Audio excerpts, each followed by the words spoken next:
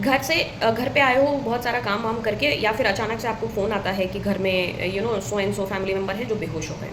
क्या करनी चाहिए इंपॉर्टेंट चीज़ें? अगर आप एक डॉक्टर नहीं हो, अगर आप एक हेल्थ केयर प्रोवाइडर नहीं हो, एक कॉमन पर्सन हो, तो कुछ चीज़ें हैं, मैंने लिस्ट बनाई है। सबसे इंपॉर्टेंट चीज़ है, एक बीपी मॉनिटर, आप बीपी मशीन रखो, बीपी नापो फटाफट से। दूसरा, आप पल्स ऑक्सीमीटर लो, पल्स ऑक्सीमीटर से सैचुरेशन देखो और पल्स देखो। अगर पल्स बीपी नॉर्मल है तो आपका हार्ट 80% तो ठीक से काम कर रहा है, सो दिस इज़ ओके। अगर आपका सैचुरेशन ठीक है तो आपका लंग ठीक काम कर रहा है। अभी इतनी बड़ी इमरजेंसी इस मामले में नहीं हुई है।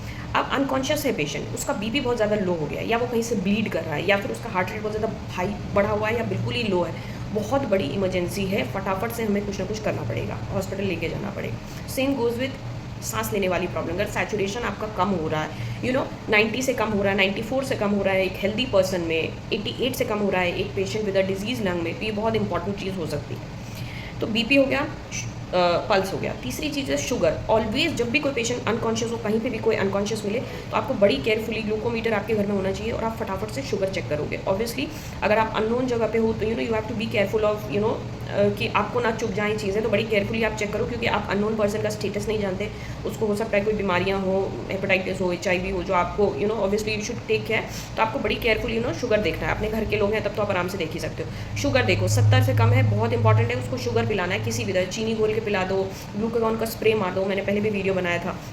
तो ये सारी चीज़ें हैं। थर्ड थिंग, चौथी चीज़ है, एक बहुत इंपॉर्टेंट चीज़ है, अगर पेशेंट बेहोश है तो जब तक वो होश में नहीं आता उसके मुंह में कुछ भी नहीं डालना है, हमें कुछ भी नहीं डालना है, बिकॉज वो फेफड़े में जा सकता है, इट कैन कॉज लेने के देने हो जाएंगे, प्रॉब्लम और ज़्यादा बढ़ जाएगी। तो पेशेंट होश में आएगा तभी उसको मुंह में कुछ देंगे, होश में नहीं आया तब तक आप वेट करो। पेशेंट को लेफ्ट साइड में टर्न करा दो। अगर पेशेंट को दौरा आ रहा है, सीजर हो रहा है, अगर ऐसे ऐसे ऐसे काँप रहा है आदमी, एक साइड गर्दन घूम गई है, मुंह से फ्रॉदिंग हो रहा है, तो आप पेशेंट को कुछ मत करो, मुंह में कुछ भी डालने की ज़रूरत नहीं है, आप उसको बस लेफ्ट साइड डाइवर्ट करो, जेंटली थोड़ा सा होल्ड करो, देखो कि आसपास से उसको चोट नहीं लगे, and take them to hospital immediately.